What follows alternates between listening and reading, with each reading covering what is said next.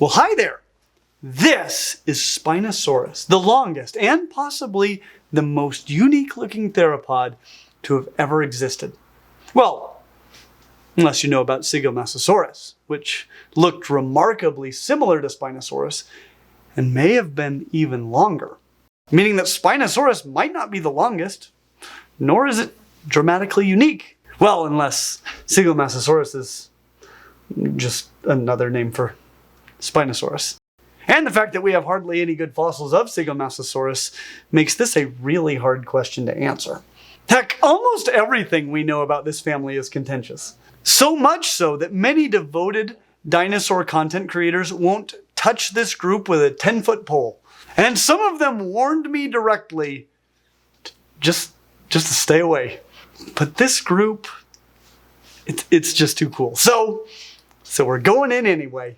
And just for the record, everything I'm going to say in this video is 100% true and accurate. And whatever you've heard that is different, past, present, or future, is wrong. Just kidding. We're all working with extremely limited information about this group. Our understanding of Spinosauridae is being reshaped constantly as new information and analyses come to light about this rad but extremely rare family of giant theropods. Now, if you've seen our video on all of the theropods, you already know that the Spinosaurids are a family within the Carnosauria clade of the Tetanurae. The same clade to which Giganotosaurus, Allosaurus, and many other well-known theropods belong. The earliest known Spinosaurid fossils date back to the Jurassic. But Spinosaurids really seem to have hit their peak in the early to middle Cretaceous. And while it may seem like the back sail, like this big old sail they've got on their back, is the most diagnostic feature of this group, that was really just a feature of one single clade within the Spinosauridae. The rest either don't have one, or the one that they have is fairly small. In fact, the first member of this family that I ever knew to exist doesn't really have a back sail. But it did still have the extremely unique head morphology of this group. I mean, look at those jaws. That head doesn't look like any other dinosaur. Though it does look quite similar in many ways to what we see in crocodilians. They were long, low, and narrow, and full of cone-shaped teeth. Very unlike the blade-like serrated teeth found in most theropods, and even terrestrial crocodilians. I've long recognized the heads of Spinosaurids as being very unusual and highly recognizable, but it really wasn't until I got these two PNSO models that I really gained an appreciation for how these positively insane jaws work. By the way, we'll have links to both of these models and a few more down in the description. The anatomical accuracy, at least based on our current understanding of these dinosaurs, is really, really remarkable, especially for the price. Now, there's a lot about the heads of Spinosaurids that make more sense if this animal was at least somewhat aquatic and fed on fish. One of those being the high placement of both the eyes and the nostrils. The nostrils of Spinosaurids, they're not at the end of the nose like with most theropods. They're kind of like, depending on which one, migrating up the head, sort of like, if you found a bunch of fossils of early whales. The eyes are in a similar place to those of modern crocodilians.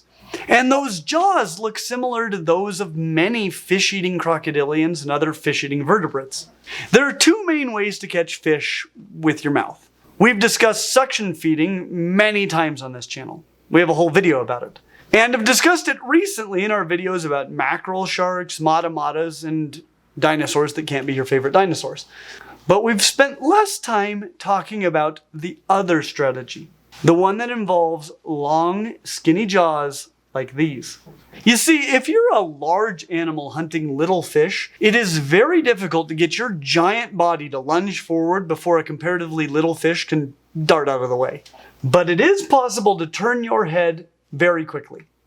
More quickly than a little fish can go, at least very far. Which isn't to say that you can do so before the fish can move at all. But if your jaws are very long, then it is just that much more likely that the fish will not move far enough to escape, increasing your chances, of getting enough to eat, surviving, reproducing, and passing on the genes for a long face to the next generation. You see jaws like this in all sorts of fish-eating animals, like crocodilians, especially gharials, and the other gharials. Garfish, dolphins, river dolphins that aren't dolphins at all, many birds, and similar strategies are also used by beaked fish like swordfish, sailfish, and marlins, as well as sawfish, saw sharks, and the list goes on. And that isn't to say that long, skinny jaws like these are not also effective for hunting small, quick-moving prey on land. There is direct fossil evidence that Spinosaurids fed on terrestrial prey, including dinosaurs, in addition to fish. But no matter how the jaws are used, fish tend to be the prey that originally drive the evolution of jaws like these. On top of that, you have the largely unserrated, cone-shaped teeth. These will be good for holding onto prey, but not very good for slicing through, say, large prey. Their jaws were also a bit fragile, given their length-to-width ratio for attempting to kill large prey using rapid side-to-side movements. But the fact that the jaws were long and skinny is not really what makes them interesting, if you ask me. Because they have another similarity to crocodilian jaws, in this case, those of crocodiles, that really makes them interesting. This is the part that I really first noticed on these models, and it has given me an all-new appreciation for the head morphology of Spinosaurids. Obviously, at a glance, these jaws have an unusual appearance. They have like two different sets of big teeth on top, and the biggest teeth are on the front of the lower jaw, and then rather suddenly become much, much smaller. And it isn't until you articulate the jaws together that you begin to see what's going on.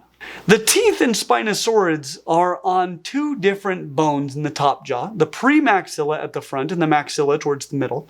Though there are multiple bones in the lower jaw, the teeth are all on the dentary. In Spinosaurids, the tip of the premaxilla flares out into a spoon-shaped portion, often called a terminal rosette, bearing very large teeth. But, like a spoon, it then tapers in dramatically, forming a notch that only has very small teeth. Why? Because the dentary of the lower jaw is also spoon-shaped and tipped with huge teeth. And like the fourth lower incisor on crocodiles, if the top jaw didn't taper in, there would be no space for these teeth to go.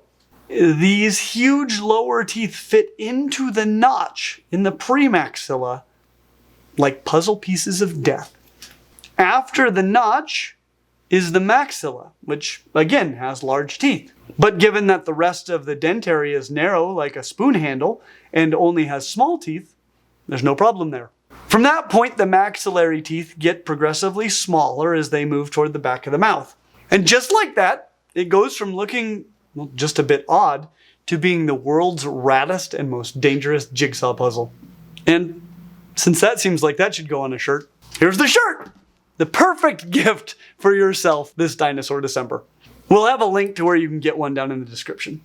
We'll also be removing some of our older designs here in just a few weeks, so now would be the time to grab some of these while you still can.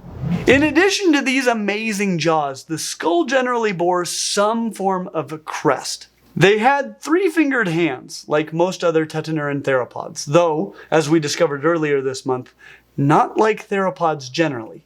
And those hands had very large, hooked claws, especially on the first finger.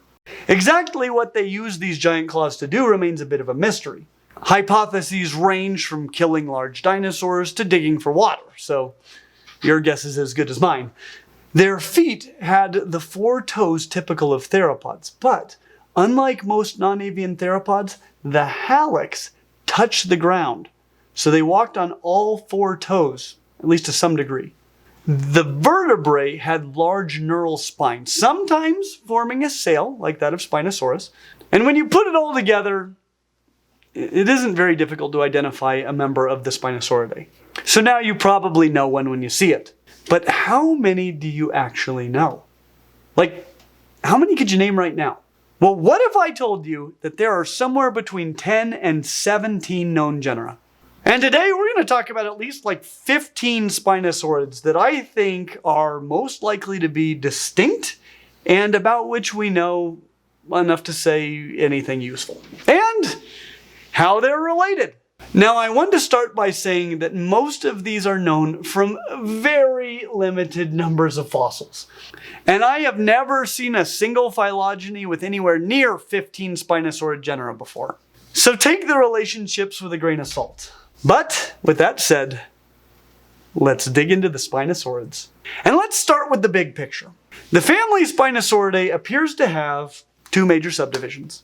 And conveniently enough, these subfamilies within the Spinosauridae are named for the only two Spinosaurids that I knew about as a kid. Baryonyx and Spinosaurus. These would be the Spinosauridae and the Baryonychinae. Though there may be a group or two that diverged before this major split as well. And figuring out which dinosaurs belonged in which major clade has proven to be very difficult. But the big picture is that the Baryonychinae contains all of the Spinosaurids more closely related to Baryonyx than to Spinosaurus. And the Spinosauridae, all of the Spinosaurids more closely related to Spinosaurus than Baryonyx. And the most conspicuous, though not always foolproof way to distinguish between the two is to look at the size of the sail. Big sail today? Might be Spinosauridae. Not so tall, you say? Probably Baryonychinae. Of course, the skeletal remains of Spinosaurids are almost all highly incomplete, so sometimes we have no idea if they had sails up tall or no sails at all. Which makes it hard to say where they go in Spinosauridae. Like this one, Valibonavinatrix. Now, if you remember our video on all of the Tyrannosaurids, you will remember that virtually without exception, they have wicked cool names. Valibonavinatrix means Valibona huntress, since it was discovered near Valibona, Spain. This would be in the bottom 10% of rad Tyrannosaurid names, but, it could be worse. What couldn't be worse is our knowledge about where it should go on the phylogeny. Though we have many fossils, we have only found one vertebrae with a neural spine on it. That's our only real window into the size of the sail, if it had one at all. It was somewhat tall, but not nearly Spinosauridae level tall. More like that of Ichthyovenator, which we'll discuss in a bit. A Spinosaurine with a rather medium-sized sail. That said, Spain is much closer to where we tend to find Baryonychines. And with a sail that is not small, but also not too big, gosh, it's just hard to say where it goes. Some phylogenies put it as an outgroup to the two major subfamilies, and it could be. That's where we're going to put it, but take that with a grain of salt. Other phylogenies have placed it within the Baryonychinae and Spinosauridae respectively. In other words, we don't have a clue. So we don't know where it goes, but it comes from early Cretaceous Spain. Not the only Spinosaurid from that time and place. In fact, I think we'll talk about its paisano next. And that means that we're going to take a dive into one of the two subfamilies. If you've been paying attention and you know what a paisano is, then you know that the paisanos of Valibonavinatrix are Baryonychines, the low to no sail boys. Like this guy, Suchomimus, and of course Baryonyx. And this guy, the paisano of Valibonavinatrix, Protothlytus, which is Greek for champion. Not bad, but it's no Tyrannosaurid name. And I can't imagine this beating any Tyrannosaurids at anything except for fishing. So it might have been the fishing champion of Spain in the early Cretaceous, but it would have had to compete with the Valibona huntress for that title. So its status as the champion of anything seems dubious at best. And given that we only know about this dinosaur from a small piece of the skull and a few tail vertebrae, a lot of what we know about them is a bit dubious. They were just described this year. But from the little we know, they seem to be the basalmost members of the Baryonychinae. So that's where we have them. And that gets us to a new problem. You might notice that I have 3 lineages coming from a single node here. This is called a polytomy. What this means is that I have enough information to say that these 3 are closely related. But I don't have enough information to say which 2 are more closely related to one another than they are to the third one. I could guess, but it would just be a guess. I would have no confidence that my guess is accurate. So instead of saying something that I have no reason to say, I just say that I don't know. Hence the polytomy. And since Cristadosaurus is the only genus in that lineage, I'll start there, but I'm not making any claims about relatedness with my starting with them. Cristadosaurus means crest lizard because it has a sagittal crest on its snout, something fairly typical for Spinosaurids, which to me means that beast flayer and flesh ripper were on the table and they chose to go with essentially generic Spinosaurid as the name instead. I feel like Spinosaurid researchers are not the same breed as those that study Tyrannosaurids. All we have of Cristadosaurus are a couple of their large thumb claws, a few jaw fragments, and some of their lower neck vertebrae. So we know with some certainty that it is a Spinosaurid. The jaw bones alone make that pretty clear. And we know that it comes from Central Africa around the end of the early Cretaceous. It appears to be a baryonychine, though some studies have placed it just outside of the clade. Others would go along with it being part of the Baryonychinae, but not as its own unique genus, because it's indistinguishable from fossils that we have of both Baryonyx and Suchomimus. This guy. And interestingly, if Cristadosaurus turns out to be the same thing as Suchomimus, the genus will be called Cristadosaurus, as that is the older name by 2 months. And when it comes to scientific names, the older name receives priority. Always. Even if the older name is a dumb name. And since Suchomimus might be the same thing as Cristadosaurus, let's talk about that clade next.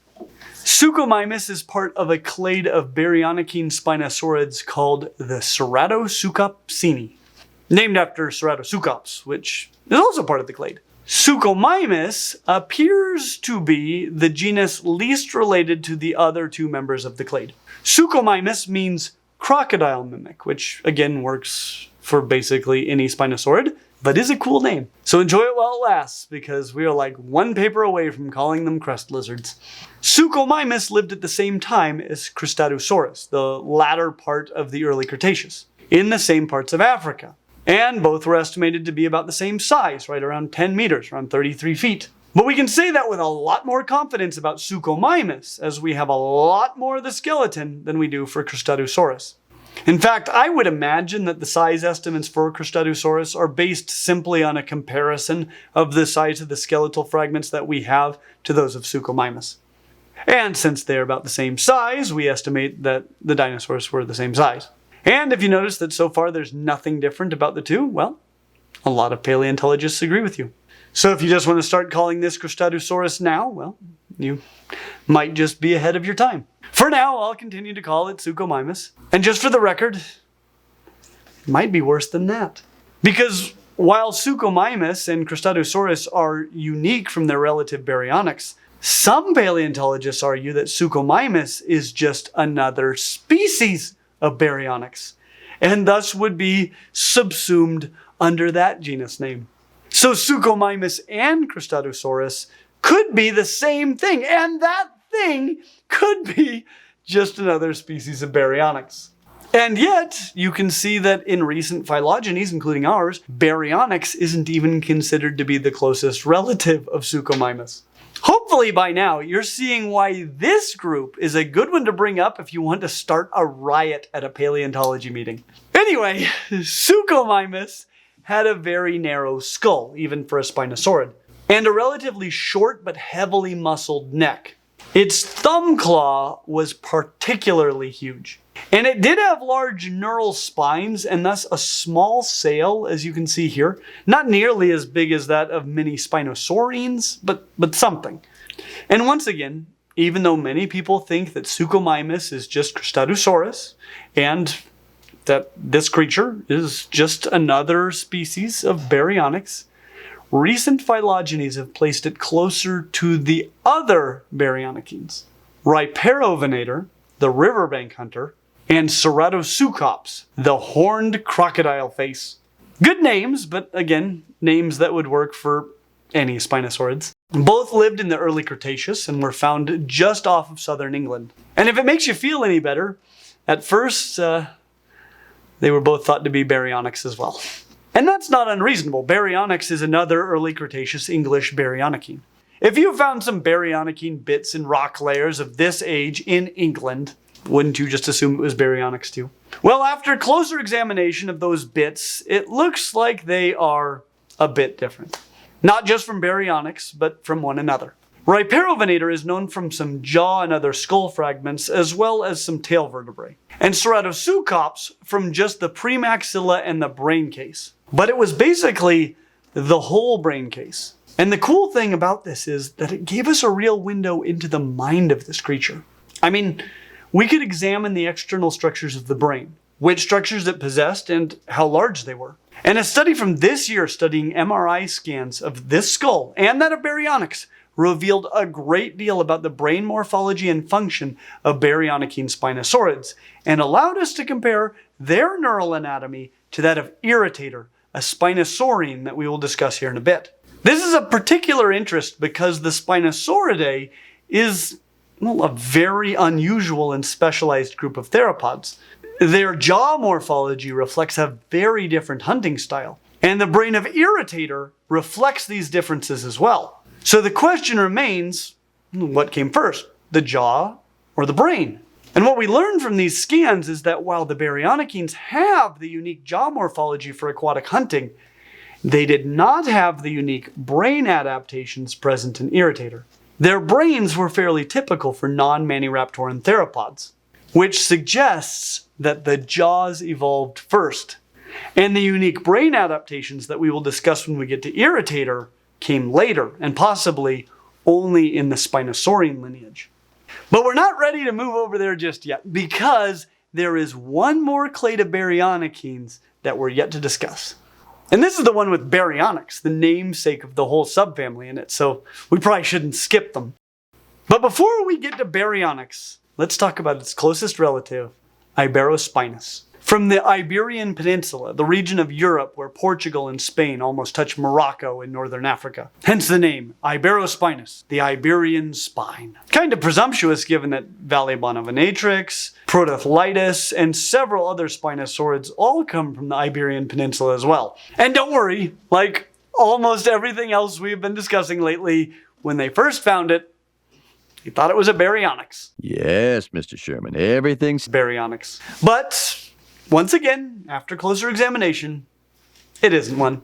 In fact, while I'm showing it as being the closest relative of Baryonyx on this phylogeny, some recent phylogenies have suggested that it might not even be a baryonychine. It might have diverged from the other Spinosaurids before the baryonychine-spinosaurine split and occupy a place very similar to where we have Valleybonavonatrix. Some paleontologists even argue that it is sister with Camaryllosaurus, which is often considered to be a Spinosaurine. Some even argue that it is the same thing as Camaryllosaurus, and that both of them, if they're actually two different things, diversified before the Spinosaurine baryonychine split, because Spinosaurid paleontology is a mess.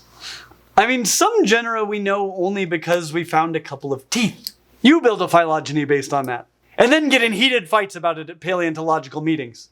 I mean it, that's a literal career path. Anyway, as you would probably expect, we don't have anything approaching a complete skeleton of Iberospinus. But unexpectedly, we do have one of the most complete specimens known of any Spinosaurid anywhere, as well as other fragments from other specimens. So we know more about Iberospinus than we do about most Spinosaurids, which is to say, we know very little about them. This group is such a disaster. But at least we have finally gotten to Baryonyx, which many paleontologists think is the same thing as another baryonychine named Suchosaurus, which, if true, would make Baryonyx Suchosaurus because of the naming conventions. But for now, let's pretend like Baryonyx is a thing. This group is such a mess that this feels more like a Who Would Win book than a phylogeny video. Okay. Baryonyx, heavy claw, versus Suchosaurus, the crocodile lizard. Both were found in the early Cretaceous in England and the Iberian Peninsula. Suchosaurus was discovered first, but discovered is a strong word. They found a few cone-shaped teeth that they assumed to be from some crocodilian, hence the name. It wasn't until much later when Baryonyx was being described that they took a good look at its teeth and went, hey. But we really do have a lot of Baryonyx bones. Enough to say that it was probably between 7.5 and 10 meters, about 25 to 33 feet long, and may have weighed as much as about 2,000 kilos, 4,400 pounds. They may have gotten bigger still. And they didn't have any sort of a large sail. It is a typical baryonychine in most regards, as evidenced by the fact that the whole subfamily is named after it. And most of the members of that subfamily were initially thought at some point to be baryonyx. And yes, like most Spinosaurids, they have a big, heavy, curved thumb claw. And that gets us, finally, to the Spinosaurians. All of the dinosaurs more closely related to Spinosaurus than to baryonyx. The bigger and cooler looking Spinosaurids with red back sails. No offense to the baryonychines, but I mean, look at these guys. They're rad. So let's dig in and talk about what is often considered the basalmost member of the group, Siamosaurus. The Siam lizard. Siam being an older name for Thailand. Let's face it, Spinosaurid researchers use up all of their energy brawling at meetings and have nothing left for coming up with cool names for the pair of teeth over which they punched out another guy's teeth last week. But yes, Siamosaurus is from Thailand and China. From the early Cretaceous, and yes, basically everything we know about it is from teeth. That said, there is a very decent skeleton of a Spinosaurid that may very well be Siamosaurus. If it can be linked with its teeth, we will probably know more about this bad boy pretty soon. And that brings us to the aforementioned Camaryllosaurus. Historically, it has been included as one of the more basal Spinosaurians. But as we mentioned before, it may be more closely related to Iberospinus. It may even be the same thing as Iberospinus. And it may not be a Spinosaurian at all. Really, take this whole phylogeny with enough salt to be fatal and leave a desiccated, mummified corpse behind that would make it impossible for plants to ever grow again in the cemetery where it is interred. That should be enough salt. But still totally fight to the death about every detail, like a good Spinosaurid researcher. Oh, and just for the record, until 2021, we thought that Camaryllosaurus was a ceratosaur. So, salt. Camaryllosaurus is a proper lame Spinosaurid name. It means Camaryllis lizard, after the Camaryllis Formation in Spain where it was found. Another Iberian Spinosaurid, or the same one, because salt. We have a few bits. They're pretty clearly not of the skull, or we wouldn't have thought that it was a ceratosaur. It's really a wonder that we know anything about this guy at all. And that is basically the story of Spinosauridae in a nutshell. But we are working our way to Spinosaurus, and a Spinosaurid that might be even larger than Spinosaurus. And the remaining genera, well, they're all pretty cool. So I'm trying not to get too salty. This is really the most frustrating phylogeny I've ever made, though. Anyway, Ichthyovenator. It has a cool name, but with the same problem that all of the Spinosaurids with cool names have. It means fish hunter. So once again, it is a cool name that could have been given to absolutely any other Spinosaurid and it would have been just as appropriate. Oh well, what are you gonna do? This particular fish hunter came from Laos, and you can probably guess when by now. Yep, the early Cretaceous, the age of the Spinosaurids. We actually have a lot of the skeleton of Ichthyovenator, enough to say that it had a rad sail and was about like 8.5 to 10.5 meters, like 28 to 34 feet long, and weighed somewhere around 2,400 kilos, about 5,200 pounds. And it had a really cool looking sail on its back. It's the only one known with a notch like that in it, though what we don't know about Spinosaurids clearly outweighs what we do know. We have a lot of the pelvis, vertebrae, even a few ribs and teeth.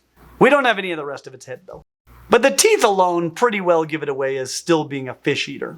They are straight and conical, so the name fits. And even if it didn't, we wouldn't be able to change it. And now we're going to run into another polytomy. Sometimes it feels like this whole phylogeny should be a polytomy. But at least that gives me 3 directions to go. And since I'm feeling a bit salty, I can skip to the most appropriately named of all Spinosaurids, Irritator.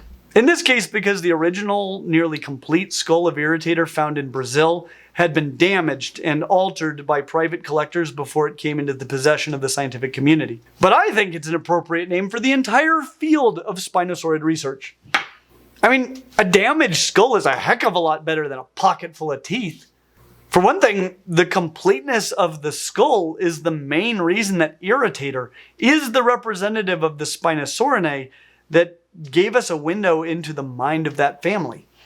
And while we noted that the brain of the baryonychines that we've examined was overall unremarkable as just kind of a normal non-maniraptoran theropod, the same was not the case for Irritator. Not only does Irritator have the physical fishing equipment typical of Spinosaurids across the board, but it also had a considerable mental advantage that would allow it to maintain its gaze and remain stable and properly oriented when making the quick movements required to grab fish with your face. This skull also gave us one of the clearest looks into the eye position of Spinosaurids generally. Overall, their eyes were way up on top and looked, in a word, doofy. But doofy for a reason. We can tell that the head was held at a downward slope most of the time, which means that the eyes could look directly forward, giving Spinosaurids excellent stereoscopic binocular vision. And thanks to phylogenetics, we can make reasonable size estimates for a disembodied head based on what we know about the head-to-body ratio of other Spinosaurids. So we would estimate that this Irritator was roughly 6 to 8 meters, 20 to 26 feet long. Not a small animal, but it would be one of the smallest known Spinosaurids. Oh, and I haven't told you when Irritator lived, but bet you could guess. You got it. Early Cretaceous.